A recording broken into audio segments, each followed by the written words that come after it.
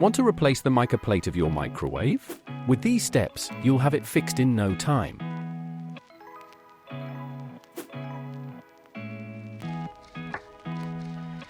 What do you need? A screwdriver and a new mica plate. Step 1. Remove the old mica plate. Open the microwave door. The mica plate is often fixed with one screw. Use a screwdriver to do this. After this, carefully take out the old mica plate. Step 2. Insert the new mica plate. Place the new mica plate where the old one was. Turn the screw back into place.